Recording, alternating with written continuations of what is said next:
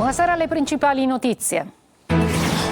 Forse un conto non saldato al bar ha fatto scattare la mega rissa di Sferracavallo nel Palermitano, finita a colpi di pistola, dimessa dall'ospedale la donna incinta rimasta ferita. I testimoni, la gente piangeva e scappava. A Vittoria arresta Fitto, il mistero sul sequestro lampo del 17enne. Gli investigatori che sentiranno di nuovo il giovane sono alla ricerca del casolare dove sarebbe stato trattenuto da 4 uomini incappucciati. A Messina, da uno studio dell'ASP sul gioco d'azzardo tra gli studenti delle scuole superiori emergono dati preoccupanti. Il 68% dei giovani compra gratta e vinci e scommette online. A Catania i cespugli invadono la sede stradale, coprono guardrail, segnaletica dell'asse attrezzato dei servizi. I residenti, necessario un intervento urgente per ripristinare la sicurezza. Da oggi online la nuova versione del sito siciliaweb.it che compie 25 anni, nuova veste grafica, multimedialità e continua interazione con i contenuti prodotti da Telecolor e Antenna Sicilia. Calcio, il Palermo torna in campo domani contro il Venezia e i rosanero puntano a riprendersi il primato in classifica. Inzaghi dice: il nostro pubblico ci darà la forza per la partita perfetta. Serie C, pari senza reti del Catania a Cerignola, il punto in classifica è l'unico lato positivo della gara. Condini protagonista assoluto, sconfitte per Trapani e Siracusa.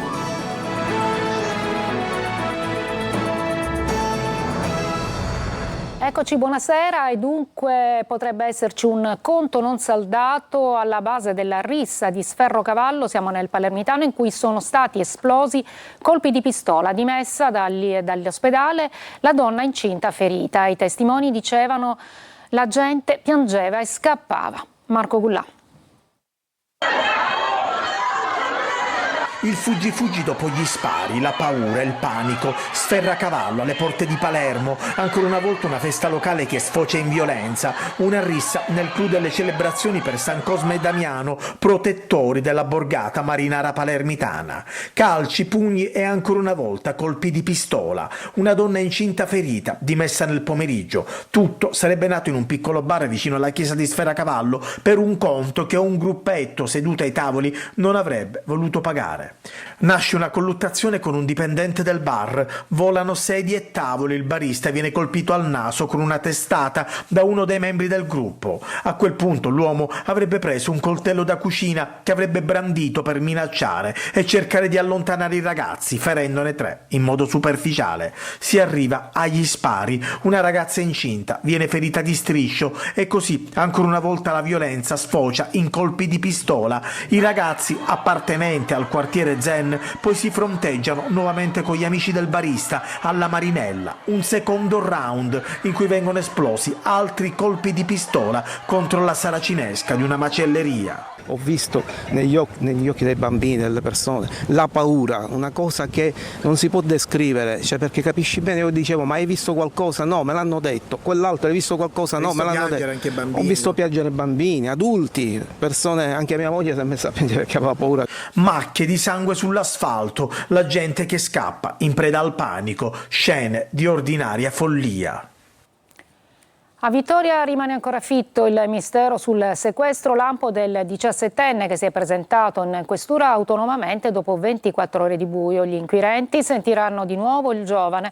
Intanto sono alla ricerca del casolare dove sarebbe stato trattenuto, secondo quanto ha raccontato, da 4 uomini incappucciati. Eva Spampinato. Una città ancora sotto shock, un fitto mistero. Chi è stato a rapire il 17enne di Vittoria lo scorso giovedì sera e soprattutto perché? Mentre il fine settimana per lui e la sua famiglia è trascorso nella sicurezza della propria abitazione qui nel centro di Vittoria, le indagini della polizia continuano a tutto campo e soprattutto sul territorio. Vogliono trovare il casolare di campagna dove il giovane ha raccontato di aver trascorso le 24 ore di sequestro sempre incappucciato. Intanto emergono nuovi dettagli sulla dinamica del rapimento e su quei terribili minuti. 4 uomini, 2 auto, un'azione fulminea. Le 2 panda arrivano sgommando, il giovane è dentro una jeep in compagnia di un amico, altri 2 amici sono fuori dall'auto, fumano. I rapitori incappucciati aprono bruscamente la portiera dell'auto e in dialetto vittoriese dicono «È lui, vogliamo solo lui». Lo prendono per un braccio, lo tirano fuori dall'abitacolo, prendono il suo telefono e lo poggiano su un muretto. Lo caricano dunque in macchina e schizzano via. Da quel momento il buio. Il ragazzo verrà rilasciato 24 ore dopo e ritrovato in strada da un amico nei pressi di un capannone in contrada Fanello. Un dettaglio inquietante: quella struttura apparterrebbe a un cugino di Gianfranco Straquadaini, detto Faccia d'Angelo, il boss mafioso latitante da oltre un anno. Coincidenza? O un gesto di rispetto verso chi qui viene chiamato semplicemente Iddu? Secondo alcune voci un gesto così clamoroso come un sequestro non potrebbe avvenire senza il suo assenso. Ricostruzioni fantasiose, commenta Sebastiano Sallemi, avvocato della famiglia. Gli fa eco il sindaco di Vittoria, Francesco Aiello. La città ha diritto di sapere cosa è accaduto, mentre il procuratore Puleio esclude la pista dell'estorsione. A Palermo oggi l'udienza di convalida per le mazzette all'azienda sanitaria. Confessa davanti al giudice per le indagini preliminari il dirigente Cerrito, ampliando il quadro delle parziali ammissioni fatte dall'imprenditore Lupo. Sentiamo Lorena Dolci. Ha ammesso di aver ricevuto mazzette Francesco Cerrito, direttore del Dipartimento Sociosanitario dell'Aspe di Palermo, arrestato per corruzione venerdì scorso dalla polizia mentre intescava 2.000 euro nascosti in una bomboniera dal presidente della Samot, Mario Lupo, anche lui finito in cella. Interrogato dal CIP, che deve convalidare il provvedimento e decidere sull'eventuale applicazione della misura cautelare, Cerrito ha confessato di aver ricevuto il denaro. In cambio avrebbe dato al Lupo informazioni sui controlli che la Samot, Ollus, che si occupa di cure per i malati terminali, avrebbe dovuto subire dall'ASP e avrebbe velocizzato alcune pratiche di rimborso. Le rivelazioni dell'indagato hanno completato un quadro investigativo già in parte ricostruito grazie alle parziali ammissioni di Lupo, che aveva raccontato di aver pagato la tangente che aveva fatto scattare gli arresti. Solo regalini per accelerare i pagamenti, non corruzione, però aveva precisato, ammettendo 5-6 episodi per un totale di 4.000 euro quest'anno. Ma l'accordo corruttivo, secondo i magistrati, sarebbe molto più ampio. Sono preoccupato perché il singolo evento rischia di essere parte di sistemi più ampi, ha detto il presidente della regione Schifani. Ci sono delle norme, come la rotazione dei dirigenti, che stiamo applicando. Dobbiamo tenere alta la guardia. Sulla nomina del direttore generale dell'Aspe di Palermo, ancora vacante, ha aggiunto: stiamo accelerando, procederemo immediatamente. La Procura di Messina ha iscritto nel registro degli indagati per omicidio un vicino di casa del 73enne Maurizio Salvatore Gravagna, trovato senza vita 2 giorni fa nella sua abitazione. I magistrati stanno vagliando anche la posizione di un altro vicino di casa. È stato l'indagato a chiamare la polizia a segnalare appunto la morte del pensionato, che è stato trovato con stretto attorno al collo un tubo di gomma di quelli usati per innaffiare. Restiamo a Messina. L'ASP ha condotto uno studio sul fenomeno del gioco d'azzardo tra gli studenti delle scuole superiori. Dati preoccupanti arrivano dai risultati gratta e vinci e scommesse online, le 2 forme più diffuse. Gioca oltre il 68% degli studenti. Francesco Triolo. Un'indagine condotta su oltre 1.700 studenti delle scuole superiori di Messina per conoscere e analizzare il fenomeno del gioco d'azzardo tra i giovanissimi. È lo studio condotto dal Centro di Solidarietà Faro e dal Dipartimento Dipendenze Patologiche dell'ASP che ha fatto emergere come oltre la metà degli studenti abbia giocato d'azzardo almeno una volta nella vita, il 68,5%, percentuale che si innalza se si tiene conto dei soli maschi, al 76,9%. A preoccupare è il numero totale di studenti che dichiara di giocare anche più volte in una settimana, il 23,3% da 2 a 3 volte, a più di 6 volte in una settimana. Il fenomeno è grave in quanto noi registriamo attraverso questa ricerca che c'è un numero significativo di minori che giocano, magari hanno giocato solo una volta nella vita, il 68%, ma altri continuano a giocare, giocano nell'ultimo anno, giocano negli ultimi 30 giorni e siamo stati in grado di vedere anche la frequenza di gioco. Sono il gratta e vince e le scommesse sportive le 2 forme di gioco d'azzardo più diffuse. Gioco online e smartphone sono gli strumenti che vengono utilizzati dalla metà dei giovani per scommettere. un fenomeno che può avere anche riflessi sulla loro vita sociale e familiare. Sappiamo che i ragazzi si indebitano, per cui alcuni fanno dei debiti inferiori ai 50 euro, altri arrivano a debiti di 200-500 euro, quindi è possibile che il ragazzo debba trovare del denaro e non sappiamo in che modo, quindi è plausibile che possa chiedere a persone poco raccomandabili. Adesso a Catania l'asse attrezzato invaso da cespugli che arrivano anche sulla sede stradale e coprono guardrail e segnaletica. E il presidente della quarta municipalità Valenti dice che serve un intervento urgente per ripristinare la sicurezza. Tonino De Mana.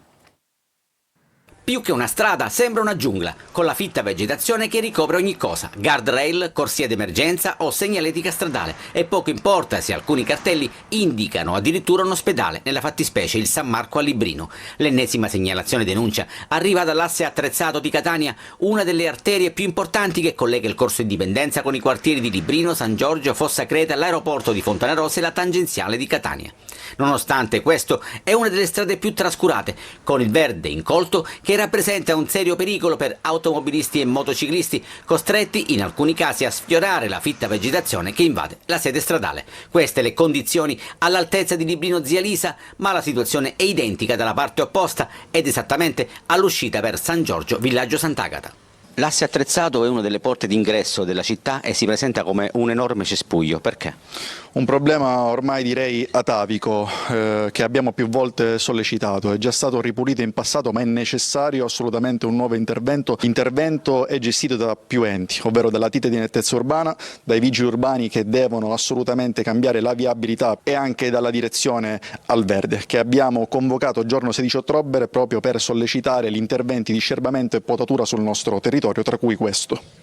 E sull'asse attrezzato c'è un'altra emergenza, la scarsa illuminazione. Sta arrivando la stagione delle piogge, cabine e impianti sono molto vetusti, per cui abbiamo intenzione di convocare qui non solo l'assessorato ma anche la direzione competente per vedere che lavori siano stati fatti proprio per la risoluzione di questo problema in attesa della stagione invernale. Da queste parti, in tema di auto, la sicurezza stradale è davvero un optional. L'ex Fiat ed ex Bluetech di Termini Imerese diventerà un polo logistico per trasporti e spedizioni, lo ha comunicato la Pelligra Group, che ha consegnato alla Regione una prima bozza delle attività che intende sviluppare nello stabilimento. Manlio Viola. C'è il primo accenno di un documento ufficiale, anche se non è ancora un piano industriale da parte della Pelligra Group per lo sviluppo del polo ex Fiat ed ex Bluetech di Termini Imerese. Il gruppo vincitore della gara presso il Ministero del Made in Italy, entrato in possesso ormai da mesi dello stabilimento, ha finalmente consegnato all'assessore regionale alle attività produttive della Sicilia una relazione illustrativa sullo sviluppo delle attività che intende mettere in campo. Pelligra ha confermato il proprio impegno insieme ai soci entrati in azienda che hanno raggiunto le quote azionarie di maggioranza. L'intenzione è quella di sviluppare un progetto legato alla logistica utilizzando il porto di Termini Imerese e le connessioni con la zona industriale. Il documento è stato presentato durante un incontro nella sala Libero Grassi dell'assessorato. A questo incontro erano presenti i rappresentanti dell'azienda, delle organizzazioni sindacali, del comune di Termini e i commissari straordinari dell'ex Bluetech.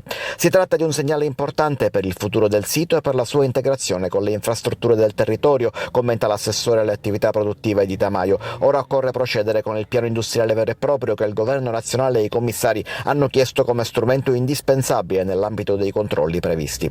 Sarà il tassello decisivo per garantire prospettive di sviluppo e occupazione. Il governo Schifani, continua e conclude Tamaio, continuerà a seguire con attenzione l'iter in corso, in costante dialogo con tutte le parti coinvolte. Una breve pausa, poi andremo a Lampedusa per il Grand Tour La vita è adesso di Claudio Baglioni.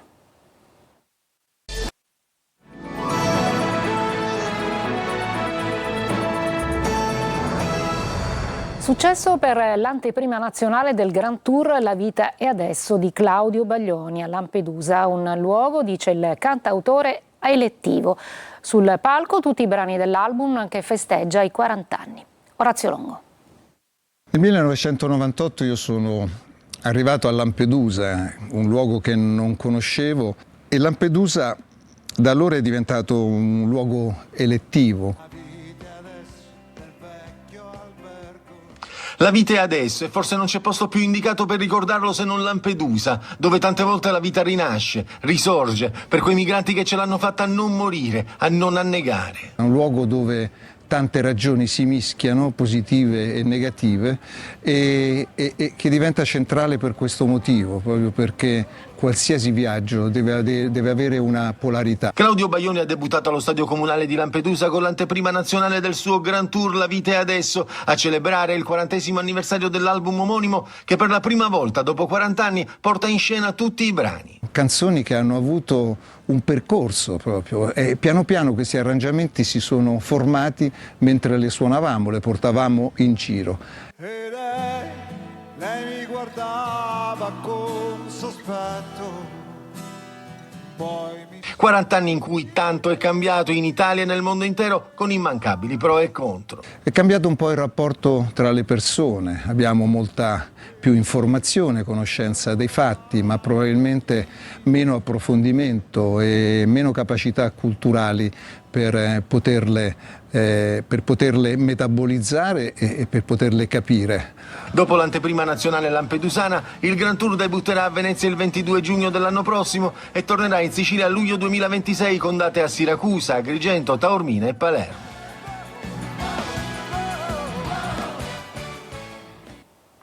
Da oggi online la nuova versione del sito siciliaweb.it, nuova veste grafica, multimedialità e continua interazione con i contenuti prodotti dalle nostre emittenti. Luca Ciliberti. Nuova veste grafica, più contenuti ed esperienza di navigazione migliorata. Online da 25 anni il sito Sicilia Web si rinnova per offrire una finestra sempre aggiornata sul mondo dell'informazione.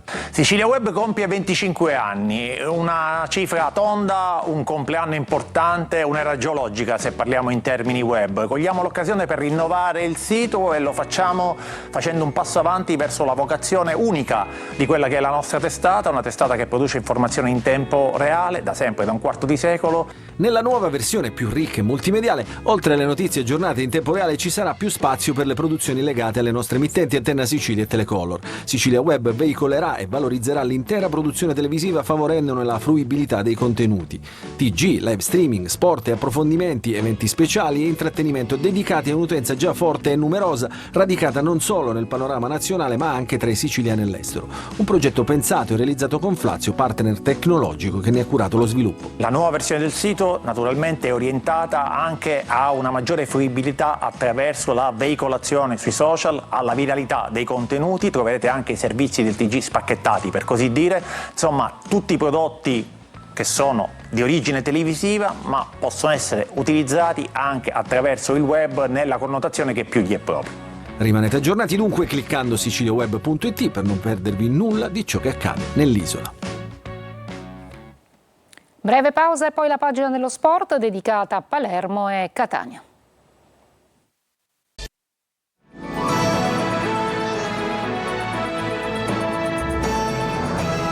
Eccoci al calcio, già vigilia di campionato per il Palermo che domani al Barbera affronterà il Venezia nel turno infrasettimanale di Serie B. Ancora cambi di formazione, Brunori viaggia verso una maglia da titolare.